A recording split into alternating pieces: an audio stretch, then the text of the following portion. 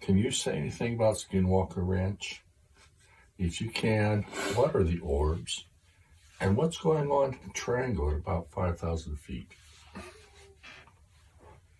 I know you really can't, but if you could, what would you say? Well, I can say that the orbs are concentrated energy. Okay.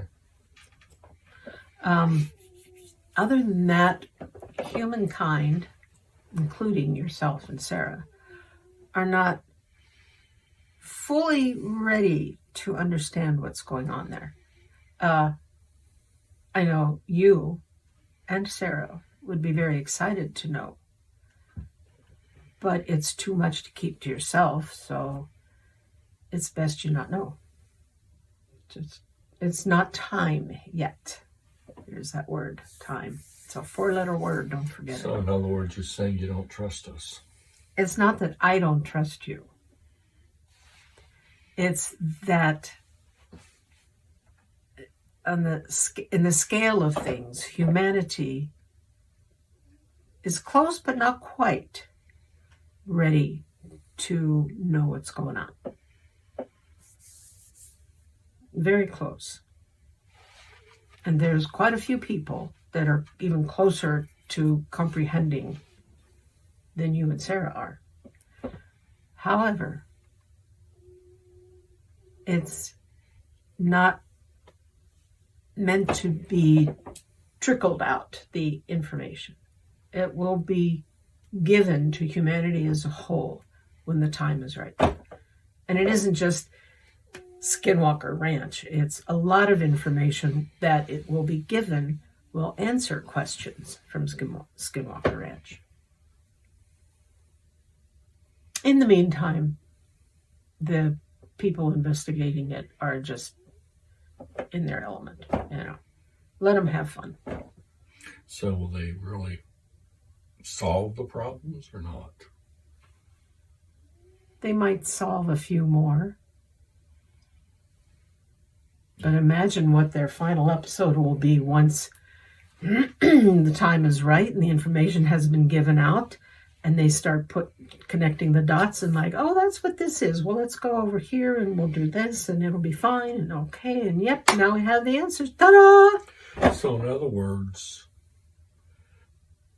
even if the information is given out, most people will not be able to connect the dots. They might not be able to, or at least not right away. Okay. And how will the information be disseminated? Will it come through our dreams, or will it be E.T. telling us? Or... When the time is right, you will know. I know, and I couldn't resist telling that. But like I said, the time is not right. Some of it, well, any way, shape, or form that information can be disseminated, it will be. I know that doesn't answer your questions either.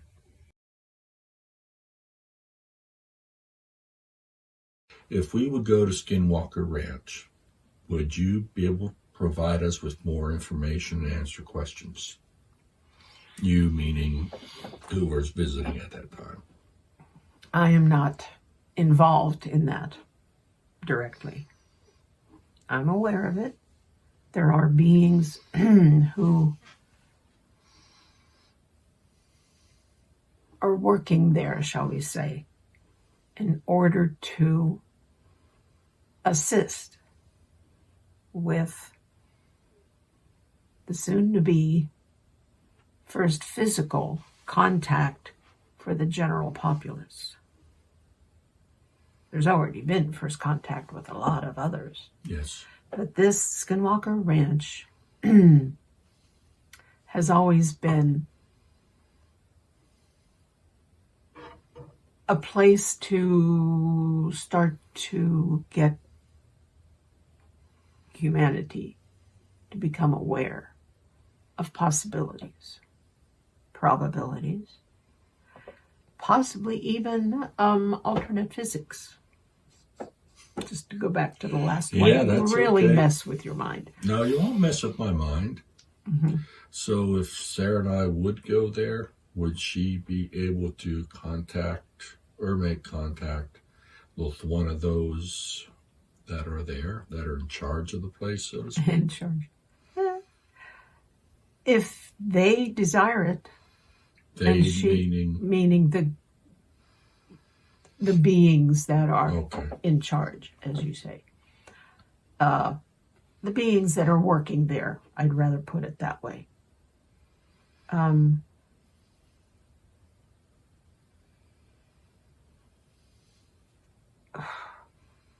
She'll need to be more open, even. But the possibility is there.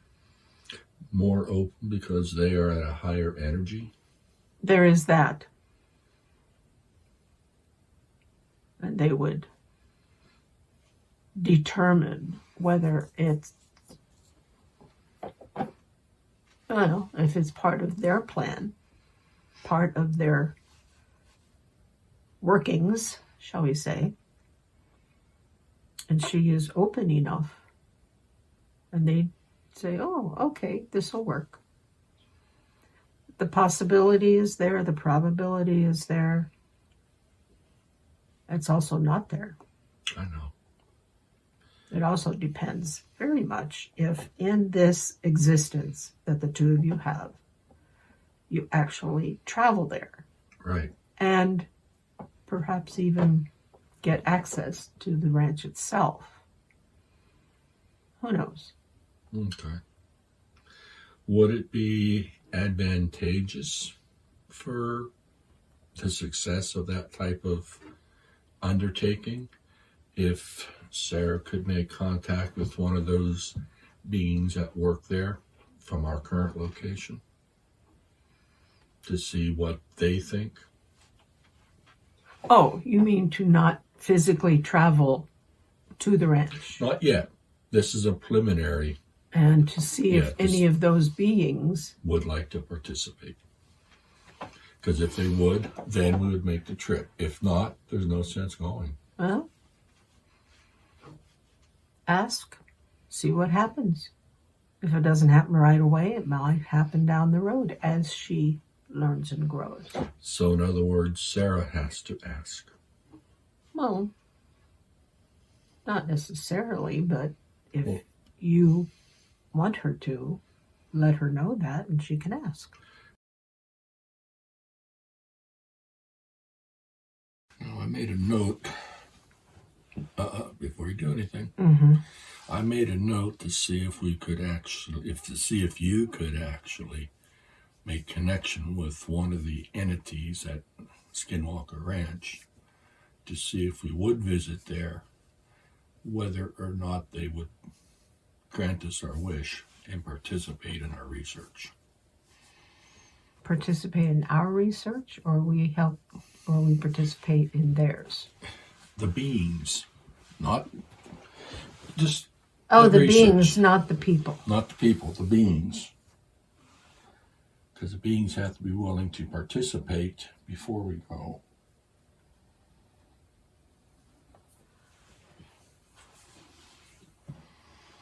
Okay, I think it's too soon for that. But... If it is, it is. And if you want to ask that. I already did. Just now, you mean? Can we talk with someone from... Can we talk with one of the beings from Skinwalker Ranch? Oh, now you mean? No, yes. Oh. Well, we'll see who comes through, I guess. That's fine, yeah. If not, oh well. Is it possible for Sarah to make contact with one of the entities at Skinwalker Ranch? Oh, that's quite the circus, isn't it? What do you mean by the circus? There are beings who are just having fun. Yeah. At the investigator's expense. Ah. Is that what the orbs are? Pretty much, yeah. How about the thing going on at the around 5,000 feet above the triangle. What's going on There there? is a purpose for that. It does have to do with particular extraterrestrial beings' point of communication, shall we say, with each other. It also has to do with power generation. It has its equivalent underground.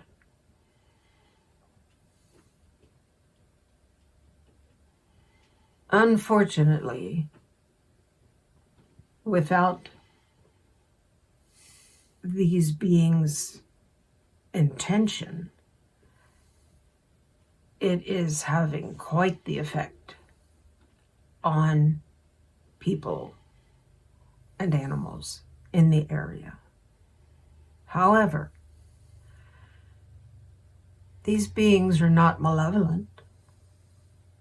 These beings are curious. They want to be part of the action, so to speak, when full contact, not first contact any longer, full contact comes about.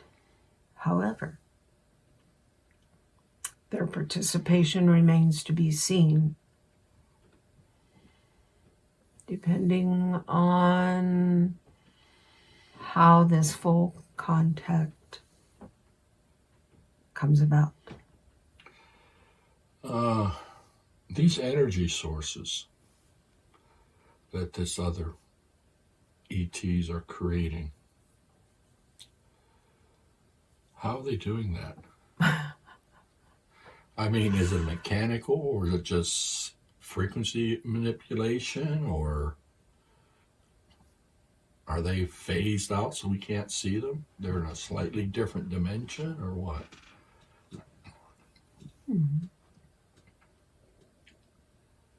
They are very much in a different dimension. Not a slightly different one, a very different one. Okay. They could make themselves visible if they so desired, but they don't desire that. Why? They know humanity isn't ready yet. Yeah, not ready for TV. Man, if that would happen, that would be disastrous for that area. Yes, it would. So I can understand why. But they still believe that they need their power source. It amplifies what frequencies that they use. And hence it amplifies the effect it has on the surrounding area, including animals. On one of the sessions, the episodes of Skinwalker Ranch, they had this guy come in with his drone to take pictures of the whole place and create an overhead map, so to speak. Mm-hmm. Topography, whatever, the area. And there were two places that would not work right for the software. They were in line with a protection stone or stuff like that up on the, if I'm remembering correctly, up on the mesa that they found out from a native, an indigenous person, that it was a protection area to keep evil at bay, so to speak. But it appeared that these two things they looked like they were just pixelated, a bunch of pictures thrown together, but not focused on anything. Columns, almost equidistant from that center point in a straight line with that center point. Okay. Is that the result of the energy also, or? Yes. The energies of how they utilize them in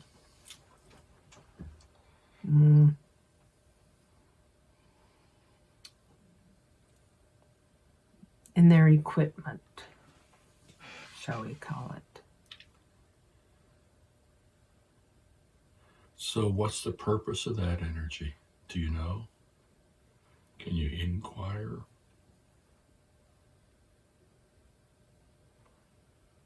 I believe that I see what happened. The indigenous peoples set up frequencies to keep evil at bay. It was considered evil because they did not understand it, of course.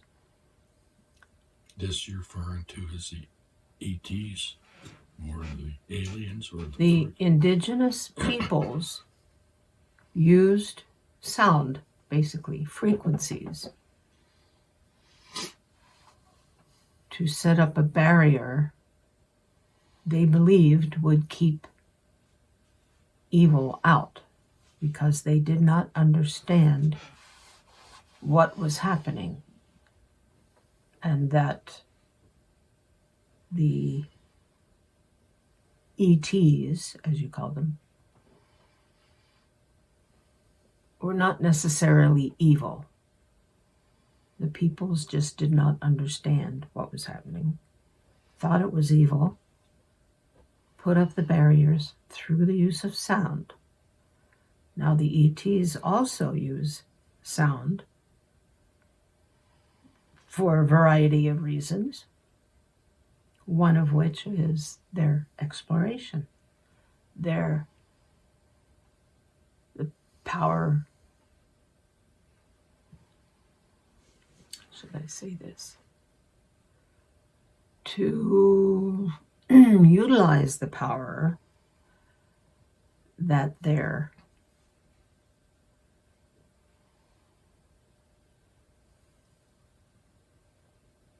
I can't think of a word to describe it, but that their points, 5,000 feet above, 5,000 feet below, generate. That power is generated, as I said, for the machinery and equipment and propulsion in their ships, for lack of a better term. Ships will do. Indigenous peoples did not understand that, set up the barriers, and as the centuries went on, the frequencies were not maintained, just as any machine needs to be maintained, including a physical body. So they began to deteriorate, allowing the ATs a little easier access. Not that they were trying to destroy that barrier. They understood why the people wanted it, knew that it wasn't necessary. So they didn't do anything to continue to maintain the barrier from their point of view. And the residual is what the investigators picked up, the drone, so to speak, picked up. Cool. There might be more science behind that, but it is the best I can describe it at this point. That is good. Now, at 5,000 feet underground, what is there? a lot of stuff. Like what? The interior of the earth, rocks, minerals, some water, lava. Not a lot of either one, but just things, stuff, material. What I'm looking for is there something there that will generate power?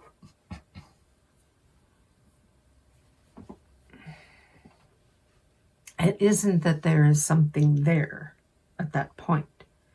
It is the elongated, pyramidal almost type construction of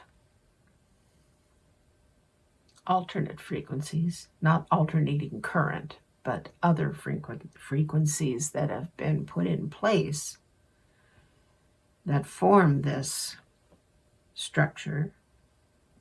Point A, point B, base in the middle.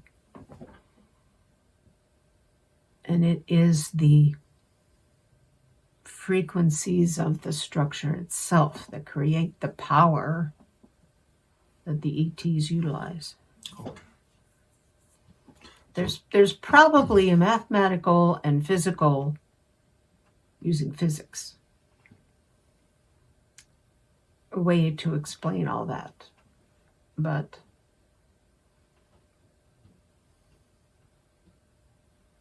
my presence here is not as full as it would have to be for me to access that material, Okay. that information. And even if I did,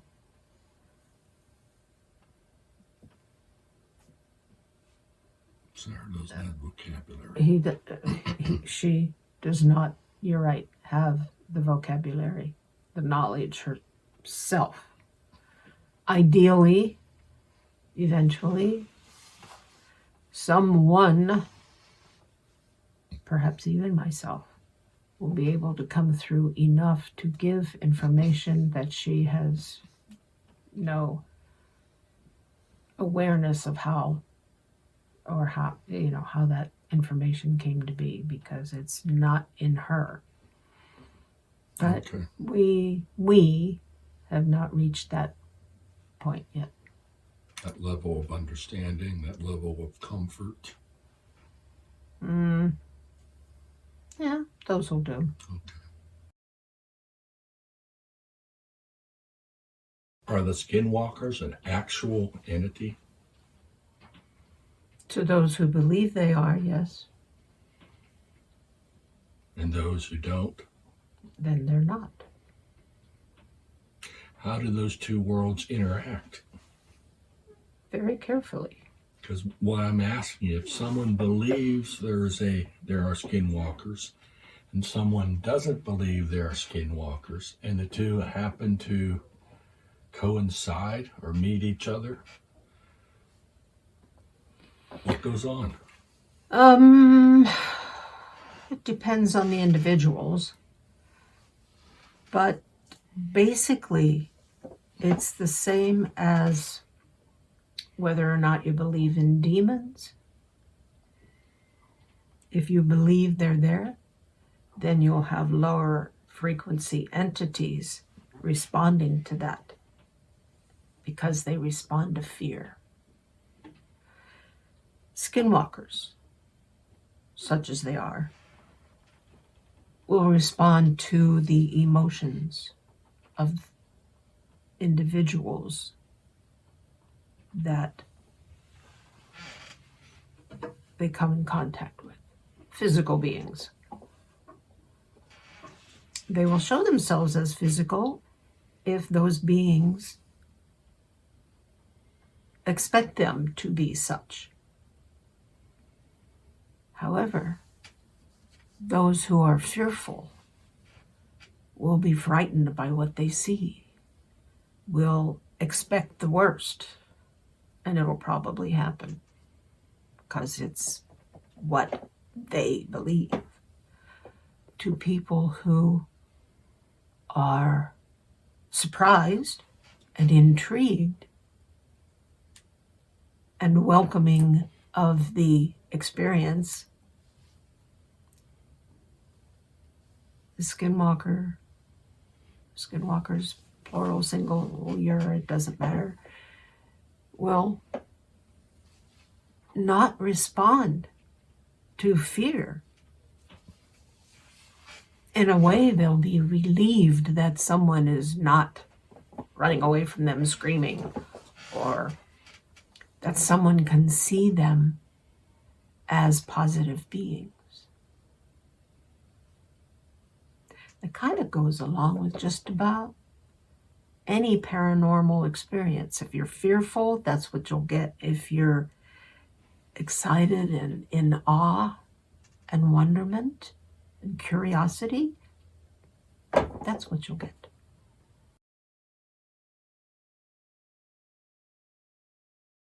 When the phones go crazy, dialing everything and all that stuff, and everything goes wacky, are the ETs trying to just send a message telling the humans to back off?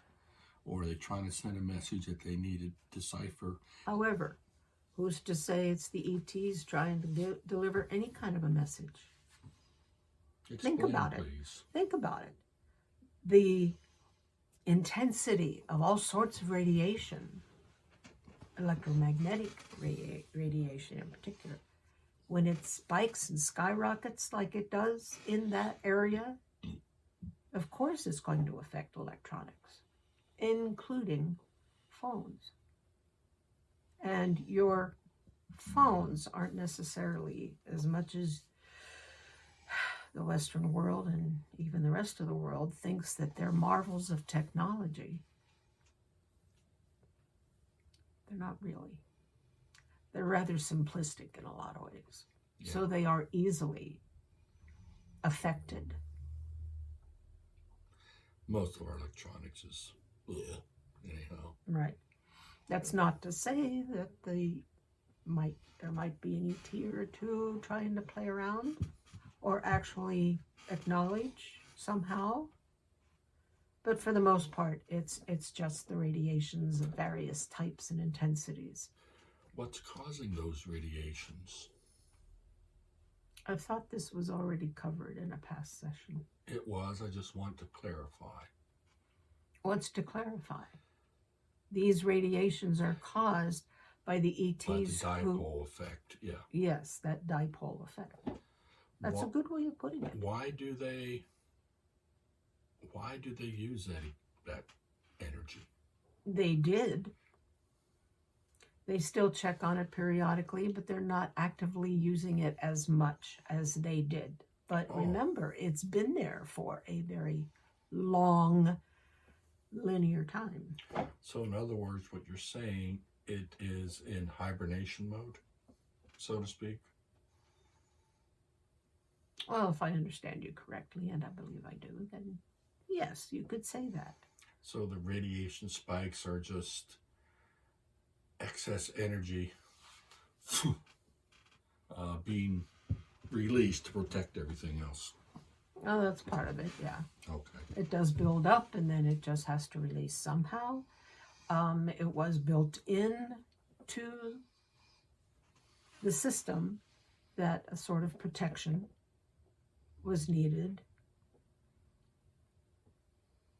from excess stimulation, shall we say. And once in a while they do check on it to make sure that it's still functioning. And of course, when they do show up and they see the reactions of the whoever is in that area, and realize that that's a much smaller area to the ETs than it is to the human beings. Right. You know, it's all in perspective. And some of them get a kick out of it, out of watching them, and Yeah, I can imagine. Look at the little ants scurry. Some of them do have that attitude. Yep. Yep. Yeah, I can imagine that. And it's fun to watch what happens. They're not really, in spite of the fact that there has been harm caused, it was inadvertent. Yeah, it's not the intention. Right. So, do they use the portal? I'm assuming that that's what creates the portal, that energy from that dipole effect machine or whatever it's called.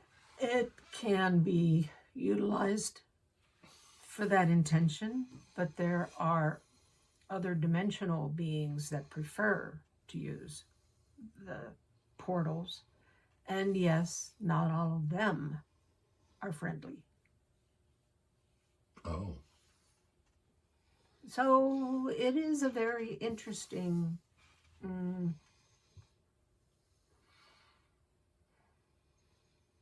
area of your continent. how do they create the portal then? Is it a mind control thing, or do they have a piece of equipment that does it? Do they change the frequencies and is it a step from one You are dimension not into going another? to create a portal. I don't want to create a portal. Then why do you care how it's made? I'm curious. Portals are more or less, no, I should say mostly, natural phenomena. Cool.